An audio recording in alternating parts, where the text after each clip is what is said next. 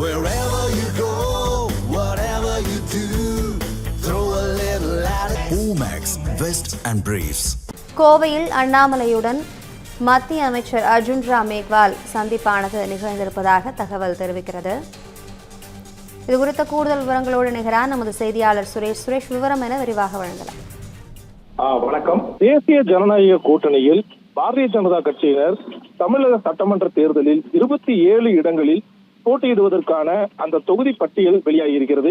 இருந்த போதிலும் வேட்பாளர்களுடைய யார் யார் போட்டியிடுகிறார்கள் என்ற வேட்பாளர்கள் உத்தேச பட்டியல் மட்டும் வந்துள்ள நிலையில் உறுதியான பட்டியல் இதுவரை கட்சி சார்பில் வெளியிடப்படவில்லை. இந்த சூழ்நிலையில் போட்டியிடக்கூடிய கோவை வடக்கு மற்றும் திருப்பூர் தெற்கு ஆகிய தொகுதிகளில் சட்டமன்ற தேர்தலில் மேற்கொள்ள வேண்டிய பணிகள் மற்றும் வியூகங்கள் தொடர்பாக பாரதிய ஜனதா கட்சி நிர்வாகிகள் மற்றும் மண்டல நிர்வாகிகள் உள்ளிட்ட பலரிடமும் ஆலோசனையும் வியூகமும் அமைப்பதற்காக தமிழ்நாடு சட்டமன்ற தேர்தலை முன்னிட்டு தேசிய ஜனநாயக கூட்டணியின் இணை பொறுப்பாளராக செயல்பட்டு வரும் மத்திய சட்டத்துறை அமைச்சர் அர்ஜுன் ராம் மேக்வால் நேற்றைய தினம் கோவைக்கு வருகை புரிந்திருந்தார். இந்த நிலையில் தமிழக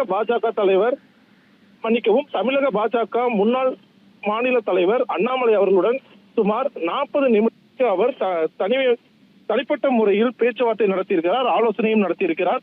இது அரசியல் களத்தில் ஒரு முக்கியத்துவம் வாய்ந்ததாக கருதப்படுகிறது.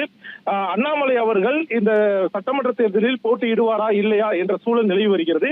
இந்த சூழ்நிலையில் அவருடன் தனிப்பட்ட முறையில் தற்சமயம் 40 நிமிடங்களுக்கு மேக்வால் அவர்கள் ஆலோசனை மேற்கொண்டிருப்பது கட்சி வட்டாரத்திலும் பாரதிய ஜனதா கட்சியினர் வட்டாரத்திலும் மிகப்பெரிய ஒரு எதிர்பார்ப்பை ஏற்படுத்தி இருக்கிறது. தகவல்களுக்கு நன்றி சுரேஷ்குமார்.